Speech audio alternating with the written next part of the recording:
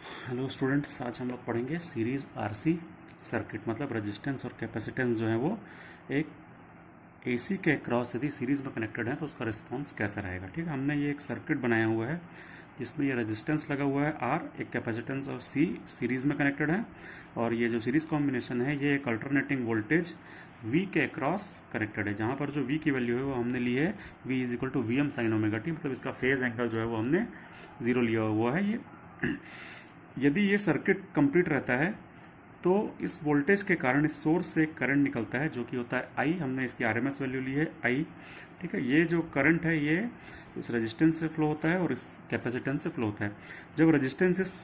जब ये करंट इस रेजिस्टेंस से फ्लो होता है तो उसके अक्रॉस एक वोल्टेज ड्रॉप क्रिएट करता है वी आर, जिसकी वैल्यू होती है आई आर। ये हमने लिखा है वोल्टेज अक्रॉस रेजिस्टेंस। ठीक है, और जब यही करंट कैपेसिटेंस में जाता है तब उसके अक्रॉस एक वोल्टेज ड्रॉप क्रिएट करता है जिसका नाम है VC। ये हमने लिखा है VC is equal to I XC, it is voltage across capacitance.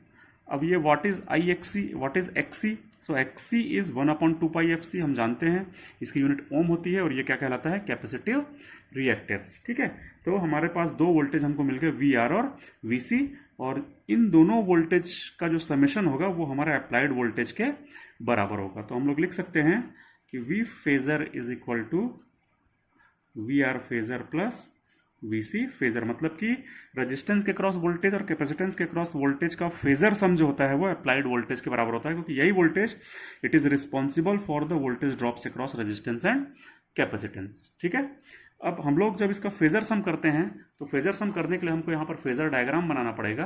हम यहाँ पर फेजर डायग्राम बनाते हैं। ठीक है, तो अपन सबसे पहले जो रेफरेंस है, जो एक्स एक्सिस है, उसमें हम लोग ले लेते हैं करंट को। क्यों लेते हैं करंट को? क्योंकि ये एक सीरीज सर्किट है, और सीरीज सर्किट में हम जानते हैं कि करंट सब जगह पर सेम होता है। देखिए ये करंट जो है वो सभी जगहों पर सेम है। ठीक है, सेम करंट जो है वो हर जगह पर फ्लो हो रहा है, तो इसलिए हमने एक्स एक्सिस में यहां पर ले लिया करंट। ठीक है, दिस इज करंट। ओके, अब हम जानते हैं कि ये जो रेजिस्टेंस का वोल्टेज है VR और रेजिस्टेंस से जाने वाला जो करंट है I, ये दोनों सेम फेज में होते हैं। मतलब कि रेजिस्टेंस का वोल्टेज और करंट के बीच में कोई भी फेज डिफरेंस नहीं होता है, इसलिए रेजिस्टेंस का जो वोल्टेज VR है वो भी करंट के फेज में ही बनेगा, उसके साथ जीरो एंगल बनाता हुआ हमको शो करना पड़ेगा। तो यहां हमने बना दिया VR। तो ये वाली लाइन जो हो गई ये हो गई VR। ठीक है, फिर हम जानते हैं कि जो कैपेसिटेंस का वोल्टेज होता है वो कैपेसिटेंस के करंट से ठीक 90 डिग्री लैग करता है। यदि प्योर कैपेसिटेंस है तो प्योर कैपेसिटेंस में करंट लीड करता है, वोल्टेज लैग करता है। तो इसका मतलब है कि करंट यहां पर है तो वोल्टेज उससे 90 डिग्री पीछे बनेगा। पीछे का मतलब है कि क्लॉकवाइज डायरेक्शन में रहेगा वो। तो यहां पर बनेगा हमारा कैपेसिटर का वोल्टेज। हमने यहां पर बना दिया कैपेसिटर का वोल्टेज। ठीक है, ये हमने बना दिया कैपेसिटर का वोल्टेज। क्लियर है? तो ये हमारी जो लाइन हो गई, this is voltage of capacitor. अब हमारे पास दो वोल्टेज मिल गए VR और VC। ठीक है, दोनों एक दूसरे से कितने एंगल पे हैं? जस्ट 90 डिग्री पे हैं, और हमको इन दोनों का फेजर सम करना है। वोल्टेज ऑफ रेजिस्टेंस और वोल्टेज ऑफ कैपेसिटेंस को जब हम फेजर सम करते हैं तो हमको कैपिटल V मतलब अप्लाइड वोल्टेज जो है वो मिल जाता है। तो अब हम इनको कैसे अपन सम कर सकते हैं? तो दो वेक्टर को अपन सम कर सकते हैं by parallelogram law of vector addition. तो parallelogram law of vector addition में अप्लाई करता हूं। ठीक है, कैसे होगा वो पैरेललोग्राम लॉ? तो सबसे पहले मेरे को VC के एंडिंग पॉइंट से एक पैरेलल लाइन खींचनी पड़ेगी VR के पैरेलल। तो मैं VR के पैरेलल एक ऐसी लाइन खींच देता हूं। ठीक है, उसके बाद मुझे VR के एंडिंग पॉइंट से एक पैरेलल लाइन खींचनी पड़ेगी जो VC के पैरेलल हो। तो अब मैं VC के पैरेलल एक लाइन खींच रहा हूं from the ending point of VR। तो ये मैंने एक लाइन खींची।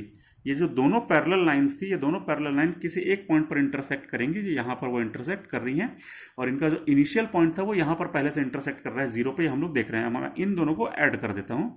यदि मैं इन दोनों को ज्वाइन कर देता हूँ, इन दोनों पॉइंट्स को, तो ये जो मुझे लाइन मिलेगी ये लाइन होगी अपना resultant of VR plus VC। तो VR और VC को जोड़ने से जो रिजल्टेंट मिलेगा वो ये रहेगा, और वो क्या है? वो है हमारा अप्लाइड वोल्टेज। तो ये जो हमारी लाइन मिल गई ये हो गई अपनी अप्लाइड वोल्टेज।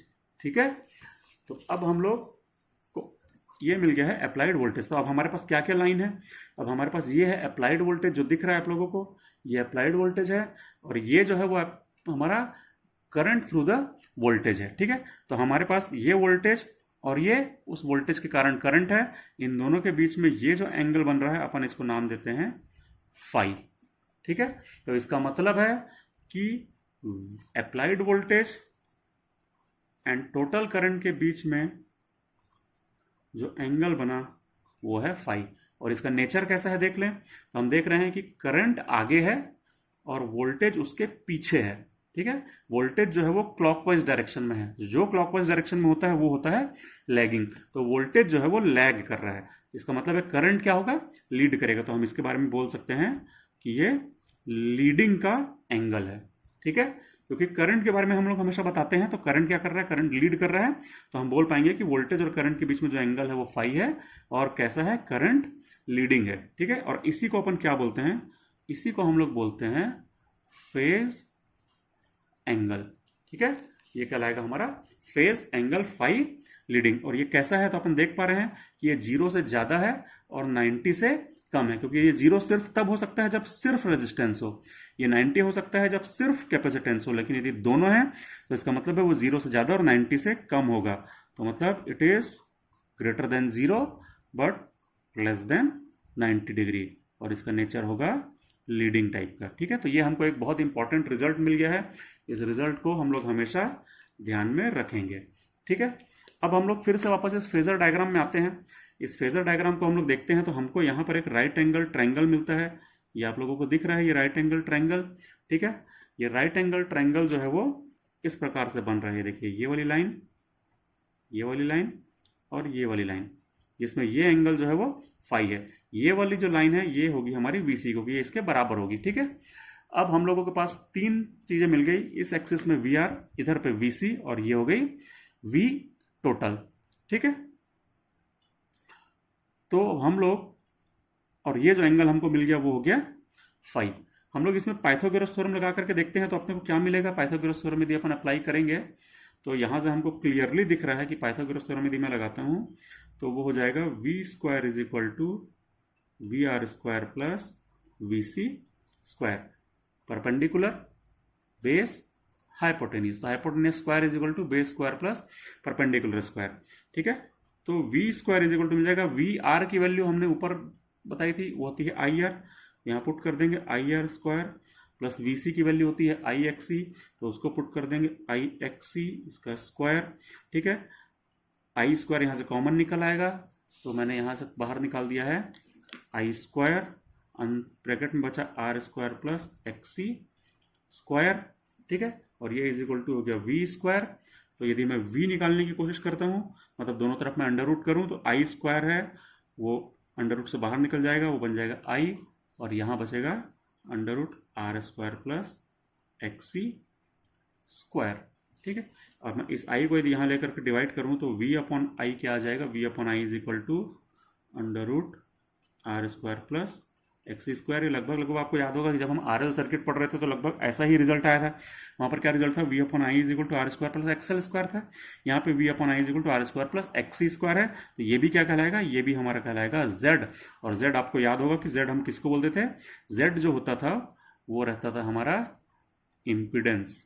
ठीक है, इम्पिडेंस क्या होता था याद है, मैं फिर से नहीं लिख रहा हूँ, कि impedance is a position offered in the flow of alternating current, और इसकी यूनिट क्या होती है, इसकी यूनिट भी ओम होती है। तो इसका जो रोल है वो पूरी तरह से रेजिस्टेंस का रोल होता है, जो हम पिछले वीडियो में ऑलरेडी पढ़ चुके हैं। ये करंट को अपोज करने का काम करता है, इसलिए इसकी यूनिट भी ओम रहती है। तो ये हमको एक बहुत इंपॉर्टेंट रिजल्ट मिला कि v upon I is equal to under root R square plus X C square is equal to Z, जो कि होता है इम्पिडेंस। और एंगल हम लोगों ने देखा, v और i के बीच का जो एंगल निकल रहा था वो था फाई। यदि मैं वहीं से निकालने की कोशिश करूं, टेन फाई निकालूं, तो टेन फाई क्या होगा, परपेंडिकुलर अपॉन बेस, मतलब V C upon V R, मतलब क्या हो जाएगा, I X C upon I are.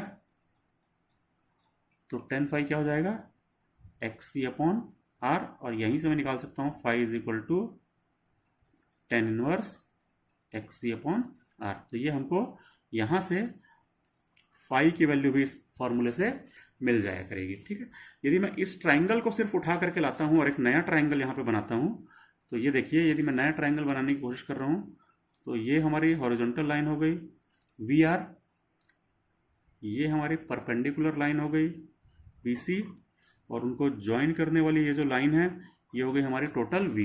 ये कहलाता है अपना वोल्टेज ट्राइंगल, और ये जो एंगल रहता है ये रहता है 5 phase difference between voltage and current. ठीक है, V R is equal to होता है आई आर, हम जानते हैं।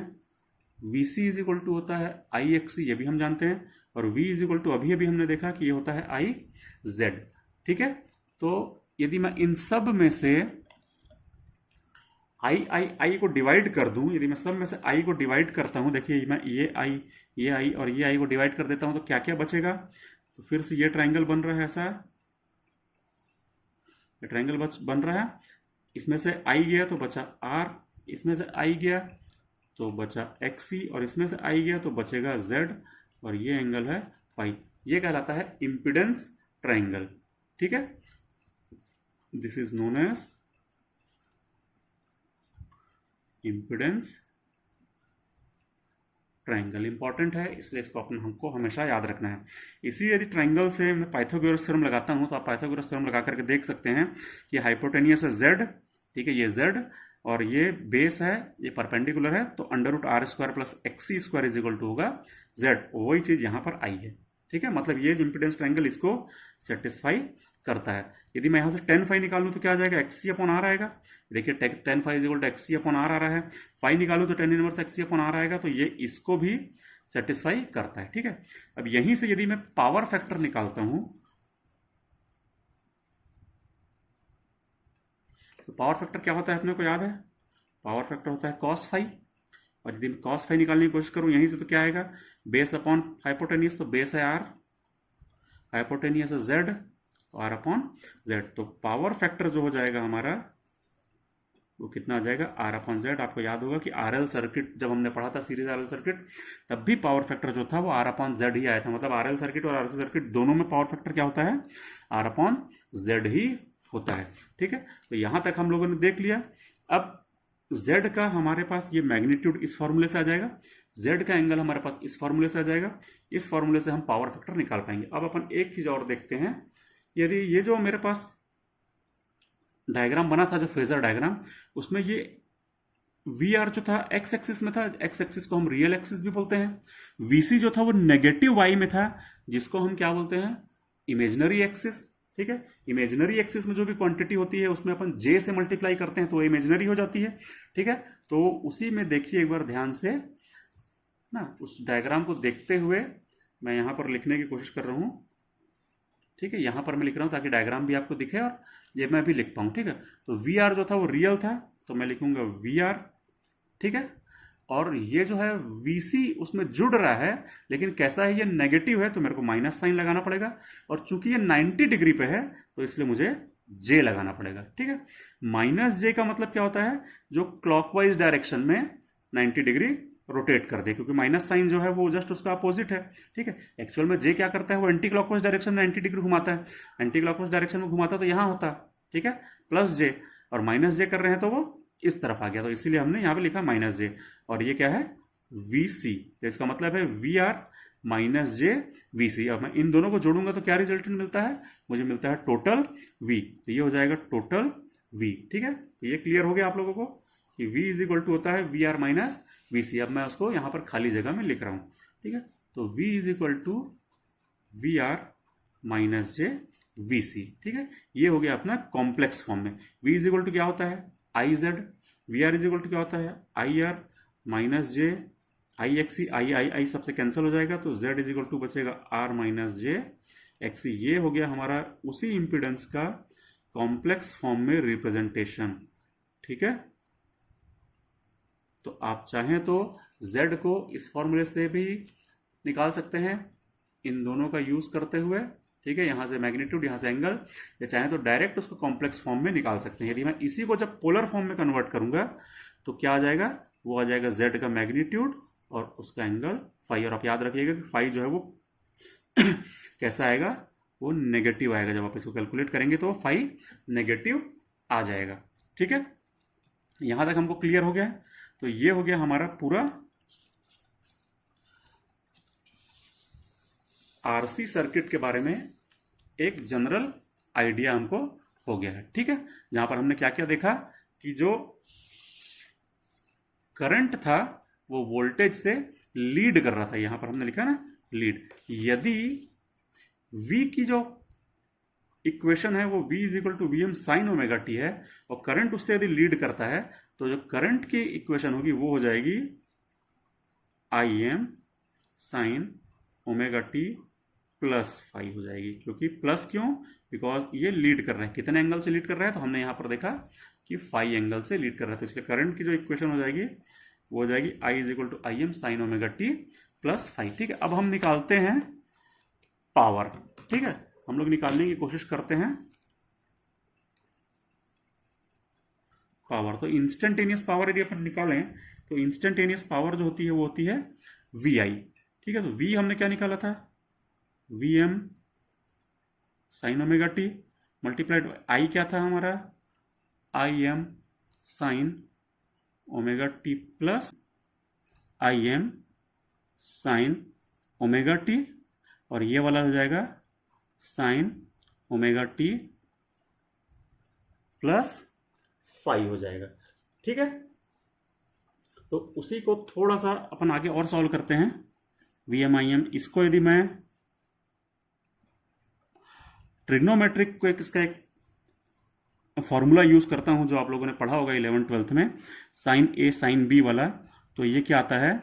ये आता है cos five minus cos two omega T plus five divided by two, ऐसा आ जाएगा। ठीक है, ये फॉर्मूला आपने 11th या 12th में कभी पढ़ा होगा, वही फॉर्मूला मैंने यूज किया है। ठीक है, इसको अपन थोड़ा सा और आगे करते हैं, तो ये हो जाएगा V M I M by two, इस टू को बाहर निकाल लिया और हो गया cos five minus V M I M by two, और ये वाला लिख दें अपन cos two omega T plus five. ठीक है, तो ये हो जाएगी हमारी इंस्टेंटेनियस पावर। इस इंस्टेंटेनियस पावर में हम लोग देख रहे हैं कि यहां पर जो पहला टर्म है, ये जो पहला टर्म अपन ने लिखा है, इस पहले टर्म में कोई भी टाइम का फैक्टर नहीं है, मतलब ये टाइम पर डिपेंड नहीं कर रही है। ठीक है, इसका मतलब है टाइम के रिस्पेक्ट में ये कांस्टेंट है। जबकि ये जो सेकंड टर्म है ये डिपेंड कर रहा है टाइम पे, ये देखिए ये डिपेंड कर रहा है टाइम पे। ठीक है, तो जब ये टाइम पर डिपेंड कर रहा है, और ये कैसा फंक्शन है? ये साइनोसॉइडल फंक्शन है, क्योंकि इसमें cos 2 omega T plus five आ रहा है। इसमें टाइम का कोई भी टर्म नहीं है, इसलिए ये कांस्टेंट है। तो जब हम एवरेज पावर निकालते हैं, जिसको हम कैपिटल P से शो करें, ठीक है, फॉर वन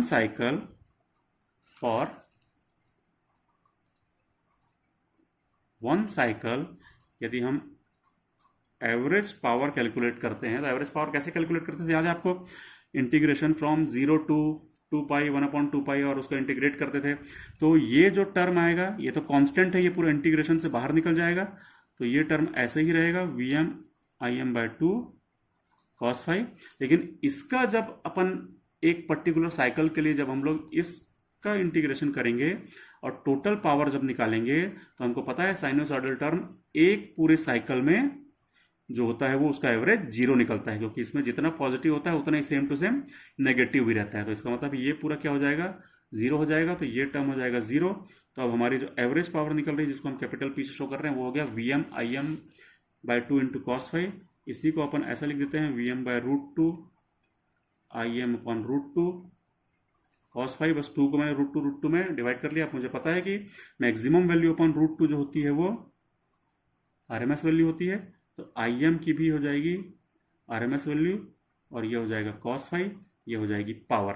ठीक है, अब हमको पता है कि हमको RMS बार बार लिखने की आवश्यकता नहीं है, इसलिए अपन लिखेंगे वी आई cos फाइव, क्योंकि बाय डिफॉल्ट यदि इसमें कोई मेंशन नहीं है तो RMS वैल्यू ही होती है। तो इसका मतलब है कि हमारी जो पावर आ गई वो क्या आ गई? वी आई cos फाइव, मतलब वी की RMS वैल्यू, आई की RMS वैल्यू, और ये क्या है? पावर फैक्टर है। ठीक है, तो ये हो गया हमारा टोटल पावर। क्लियर है? तो ये पूरा हो गया हमारा रेजिस्टेंस एंड कैपेसिटेंस जब सीरीज में कनेक्टेड होते हैं तब एसी सर्किट में क्या रिस्पॉन्स होता है वो हम लोगों ने पूरा कंप्लीट पढ़ लिया, जिसमें हमारा एक इंपॉर्टेंट रिजल्ट आया है P is equal to V I cos phi. उसके अलावा हमने कॉस फाइव निकाला था। पावर फैक्टर क्या आया था? वो आया था R/Z। और कैसा आया था? तो लीडिंग आया था। हमने ये ध्यान में रखना चाहिए हमेशा कि जो पावर फैक्टर था वो कैसा था, लीडिंग। लीडिंग का मतलब क्या होता है, करंट लीड कर रहा है। किससे लीड कर रहा है, वोल्टेज से लीड कर रहा है। जो फेज एंगल हमने निकाला था वो क्या निकाला था, तो फेज एंगल हमने निकाला था फाइव। कैसा था वो, लीडिंग था। और उसकी वैल्यू कितनी थी, 0 से ज़्यादा और 90, 0 से ज़्यादा और 90 से कम। ठीक है, 0 से 90 के बीच में था, लीडिंग था। इसके अलावा हमने एक इंपॉर्टेंट टर्म और निकाला था, वो था Z, जिसकी वैल्यू थी R माइनस जे एक्स। तो बीच में यदि माइनस आएगा तो हमको याद रखना है कि वो C का टर्म रहेगा, और इसकी यूनिट भी होती थी ओम। ठीक है, तो ये हो गया पूरा all about the R and C series circuit. ठीक है, तो आप लोगों को समझ में आ गया होगा। Thank you.